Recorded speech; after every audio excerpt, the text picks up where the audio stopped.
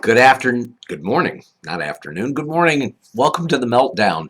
I've already had my mind moving since about 4 o'clock, so afternoon for some, morning for others. I want to talk today about gold. I want to talk about the manipulation of markets, and I want to talk about why it's important to be doing something rather quickly. Now, I got an email from a customer, so we're going to talk about the email a little bit, dispel some of the rumors, bring down the fact, and help correlate the reason you need to be in the market, in the gold, silver, and rare coin market sooner than later. It is illegal for the U.S. government to buy and literally support an economy. Currency swaps are another way that the government is able to do some things that ordinarily wouldn't be legal for the government to do. So currency swaps happen. Now, one of the biggest headlines of this calendar year has been, where's the gold? Folks, there are so many rumors that are out there about the gold in Fort Knox. From what we can research and what we can determine, the last real audit of Fort Knox took place in 1953. If there are audits that are performed in Fort Knox, they are left at Fort Knox because they are not public record. Question of whether or not there's 4,000 tons or 400 pounds would be the real question out there. But ultimately, I got an email from a customer. Customer has a unique concern. I've mentioned this client without mentioning his name because I believe in anonymity. But full faith and credit of the U.S. government is not a cliche. After Nixon took us off the Bretton Woods Accords, after it was obvious that countries didn't need gold to back their currency, only their word, let's get it straight. Full faith and credit of the U.S. government is zero. That's why the Chinese and most of our, quote, partners in the world don't want to show up at our currency auctions. They don't want to buy any more treasury debt. It's the reason why the federal government is into quantitative easing. And I'm going to tell you point blank, whether it's Ben Bernanke or any of the other Federal Reserve presidents, they waffle as much as the guys in Washington, D.C. waffle every moment they're speaking. I don't want to hear about Paul Ryan. I don't want to hear about Patty Murray, the compromises they made to cut a last-minute deal on a debt, quote, on a budget that's $1 trillion, and we're losing $1.5 trillion just because of our poor economic policy. The guys that are in the pits, that are out selling precious metals or buying precious metals, are doing it all in the form of paper. So whether you look at platinum, which is down a little over 1%, whether you look at silver that's given back 3.5%, these are wild volatility swings. And if you look at what's going on in the major indicators, everything is red with the exception of the US dollar and crude oil. If you compare that, the dollar to the foreign exchange market, everything is down except for the Chinese currency. And the Chinese are buying gold as much as they can get their hands on. Now, relative to what this customer sent to me this morning, I want to make it clear that there are some truths and some untruths. And as far as the truth is concerned, there was a $982 million transaction of gold that was shipped out of New York, out of JFK, destined for South Africa. The U.S. government's gold that is stored at the New York Fed is what it appears was sold. It was not from Fort Knox. There was not a transfer from Fort Knox to New York. This seems to be pretty clear. It is the government, the U.S. government's way of assisting South Africa in the sale of gold to Rand Refinery. Now, Rand Refinery is going to turn it into Krugerrands. And because of bad equipment, because of poor mining, because they're more interested in diamonds, I'll say, without anything to back it, it's the government, the U.S. government's way of helping and assisting South Africa. where the money goes, how it is transferred back and forth, those aren't my concerns at this moment. My real concern is that as we continue to juggle with nothing backing us, see, there's a difference. A small business owner who has lines of credit isn't a juggling act. If you've got the asset value, there comes that point in time where you sell the assets and you service the creditors. Otherwise, you end up in bankruptcy and probably in worse shape. So the truth of the matter is that the juggling act that's done, whether you're a small business owner or a large corporation, it's all about the arbitrage. It's all about the leverage. And folks, I'm going to tell you firsthand, this is the time where you assess the damage that is the risk factor in your portfolio. So many of us have recovered from what happened back in 2008 and 2009 when the stock market corrected for 40 percentage points. I know people, I've got a lot of friends and customers who took the hit. It is horrible to see your life savings, your work for 20 years go down the drain in a matter of hours or days. I know that firsthand. But I'm also going to tell you that whether it's a belief in the system, a belief in God, it's time to take the steps to go from the paper market into the physical market. Now, I will be honest and I will tell you that the spread, the margin, the bid-ask play is slightly higher in a rare coin, but that's not always the case. It's a question of who you're dealing with. And so many large companies claim that they're going to work on 1%, and maybe they are and maybe they're not, because you don't know what they're literally out there doing.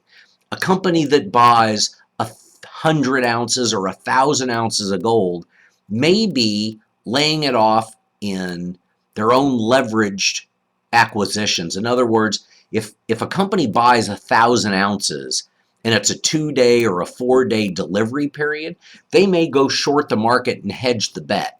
That way they're not at risk. That's how little companies become bigger companies and they don't take on the risk. Take JP Morgan Chase. They are working out a settlement deal over the Madoff Ponzi scheme of $2 billion. Well, they just settled another claim for $13 billion.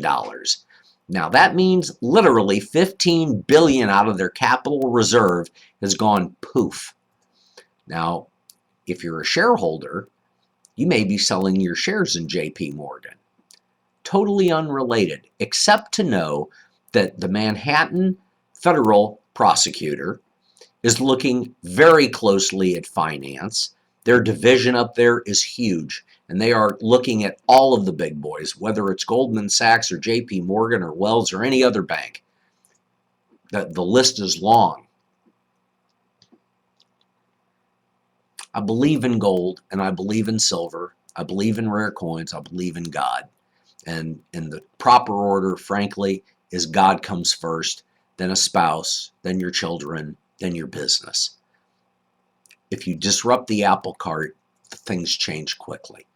And so what I'm going to tell you is that this day, right now, I'm looking at the Dow being down approximately 85 points. Now I'm playing on a delayed system of about 30 minutes when I tell you that.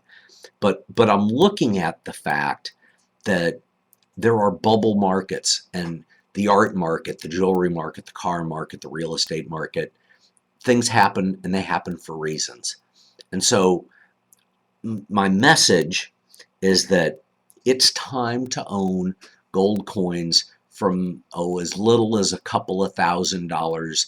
I like them from about 2,500 to about 5,000 to 10,000 on the high side. I like $5,000 coins because you get a lot of rarity and you're paying a very small premium relative to the value of the gold. Don't forget, Germany asked for its gold back. And the response from France and the response from the US government was, we need 7 years.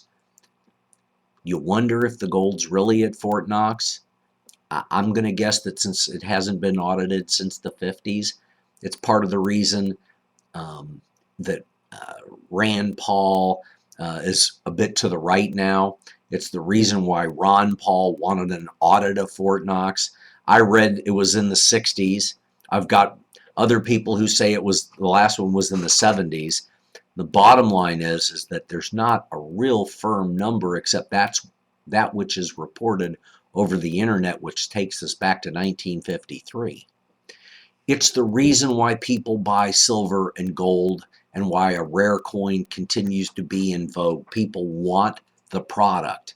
Now, in 2008, demand outpaced supply, and the delays were 4 weeks minimum. Oh, maybe something would show up in 3 weeks, but nobody wanted to quote it.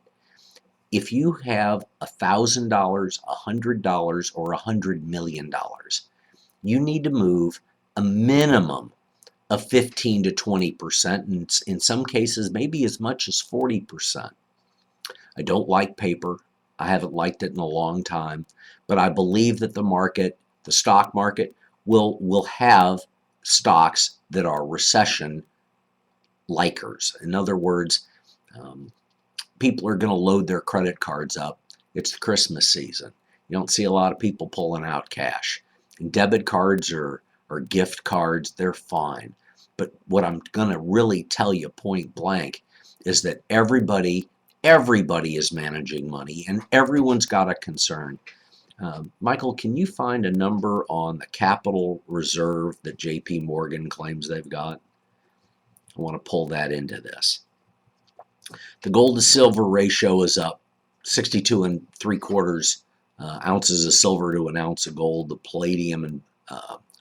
platinum and gold back to about a 10% premium. Folks, this is that time, and I'm only telling you this because transactions of a few hundred million in my market move the market. You can spend trillions in paper and not see a positive effect because there are so many requirements and regulations that you've got to meet with the SEC and the NASD. I can tell you that China's in a debt crisis. That's why they're buying gold. That's why they're not buying dollars.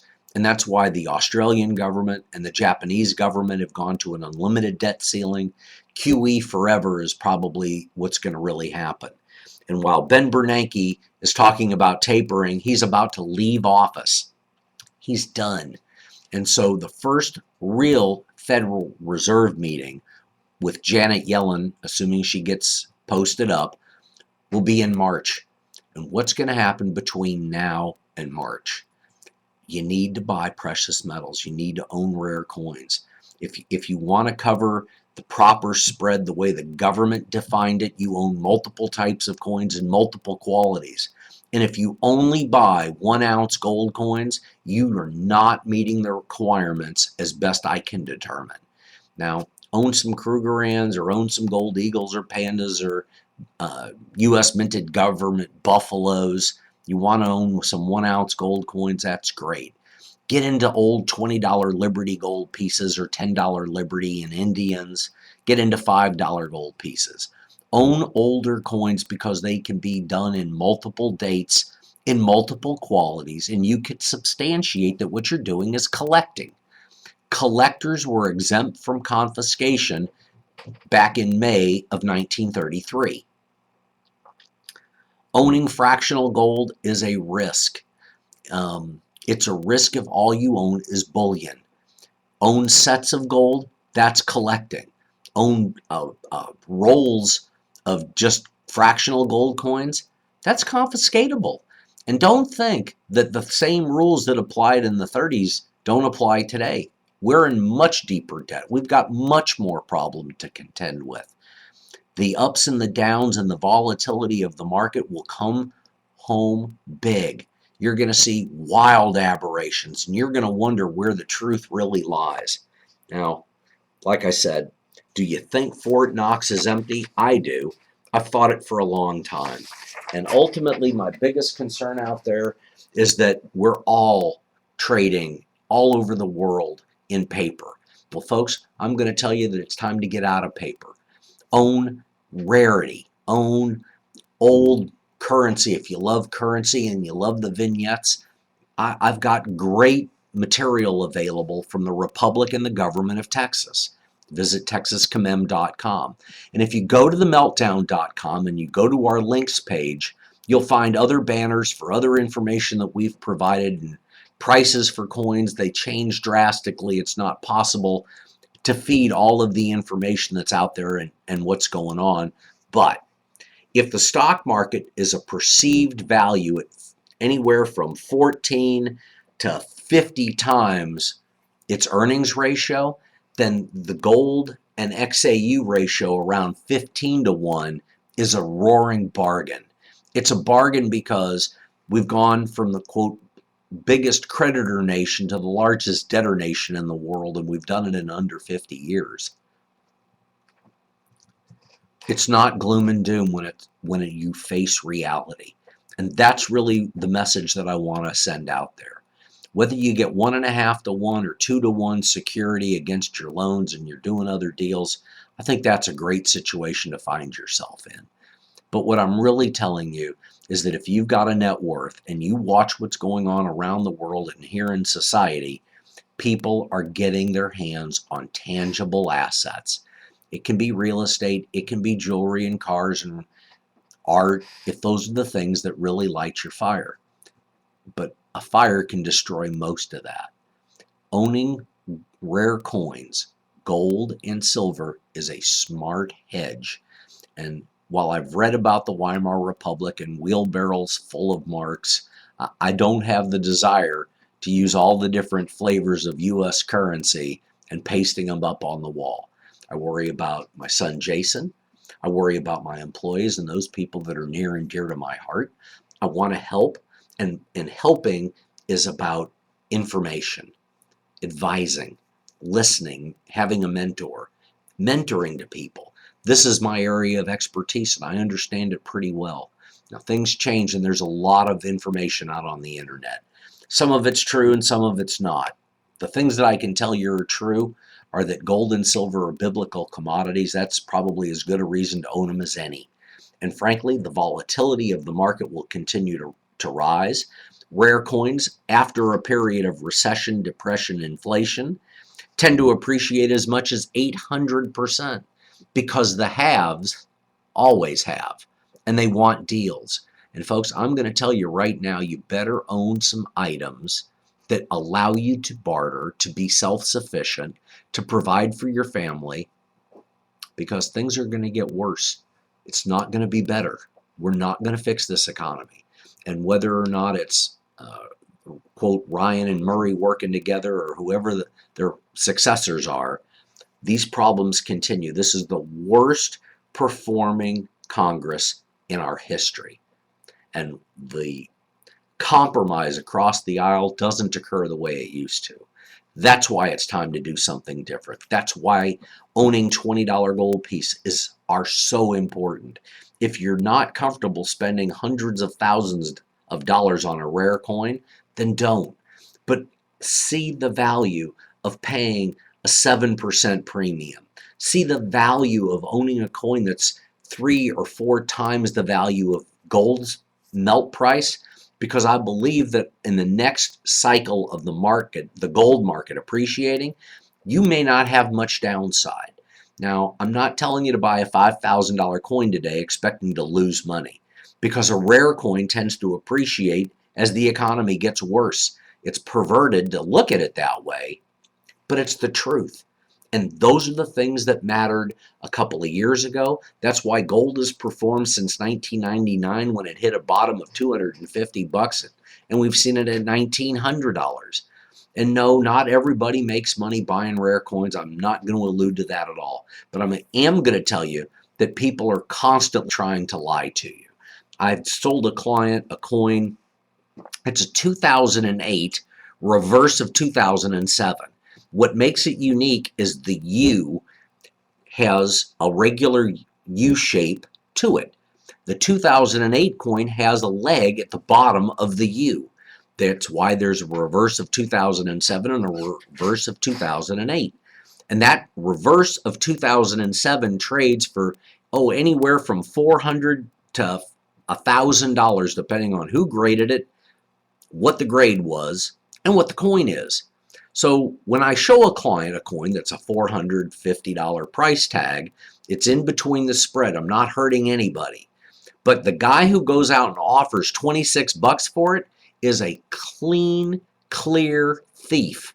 He either doesn't know what he's dealing in and shouldn't be in the industry, but to scare clients because of their lack of knowledge is ridiculous. You own a home, and your home is worth, say, $150,000. Would you sell it if someone said they would only pay you 50 grand? You'd laugh at them. You'd scoff at them. Well, that's what I'm talking about. A dealer, just because he's got a brick and mortar store or because he claims to be one, may not be. When you can prove it and show it and understand it, you do it. If you don't understand it, it doesn't make it a good deal or a bad deal. That's the lack of education. That's why people come to me. After almost 30 years of being around the market, I understand markets. Do I understand why a stock like, I don't want to name names, why does a company that is a service-oriented company and it produces nothing tangible trade for $1,000 a share? Because Americans are putting money into the company's value. That's why.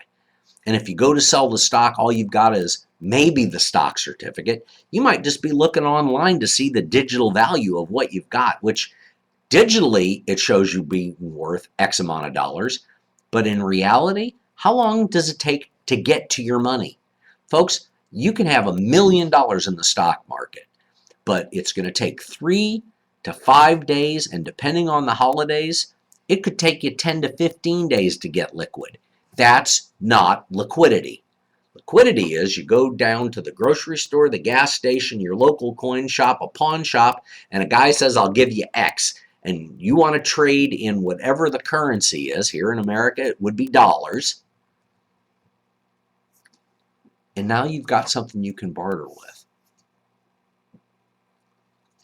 Your stock certificate, your printout of your portfolio is in the hands of your brokerage firm or your bank. You have nothing. And if you go down and you and 100 buddies show up all at the same time to pull your money out, bank's going to put the shutters down, lock the door, and call it a bank holiday. And then you get nothing. This year has been an interesting year for bank failures. There's less banks out there than there used to be. So there's less failures. That's pretty simple. There's a lot of coins today. If $100 million or $200 million flowed into the industry today, you would find that there's a great shortage. And all of a sudden the price of gold would pop. That's why you do what I suggest. Anyway, I'm going to call the show history, and I'll sign off. But folks, I'm going to try to come back this afternoon and we'll give you an update of what's going on in the world. I never leave my podcasts or the radio shows when I was doing live AM radio without thanking Texas Children's Hospital. Now, there will be 500 children admitted into the hospital between Thanksgiving and Christmas. And if you have the ability to provide a few toys for boys or girls, I would truly ask that you go to Texas Children's Hospital. They're located on Fannin. Most everybody's smartphones has GPS now, but they're on Fannin, easy to get to right off of 288, or take Fannin off of 59. Go south and you'll run right into Texas Children's. Stop at the main tower. I want to say it's garage 12, and just pull in and offer the toys. Somebody there will be more than happy to assist you, and they will distribute them at Christmas. If you're looking for somebody to tithe or make an offering to, if you visit themeltdown.com, I've got donation banners, both to the Downs Clinic. My son Jason has mild Downs. Put in the information, name, address, city, state, zip. Your donation is your choice. You will get a receipt for the donation, obviously, but the information is anonymous for me, and I don't want the information. I just want you to be able to say you were able to give. Now, the Ronald McDonald House at Texas Children's is on the 4th floor. There are 20 rooms. They house 40 to 60 people a night. There are organizations that provide prepackaged items to the Ronald McDonald House at Texas Children's. I'm asking if you can provide a hot meal. Please call 832-824-8600. That's 832-824-8600. Nancy Allen and her staff will be more than happy to accommodate your offering, whether it's in the form of food or in the case of money. Folks, I appreciate the doctors, the nurses, the staff, and the volunteers at Texas Children's throughout the medical center, throughout the world. These children need our help, and they are our future. Anyway, I appreciate you listening in this morning. I'll be back this afternoon. Have a great day. God bless you, and may all your prayers be answered. We'll talk to you this afternoon.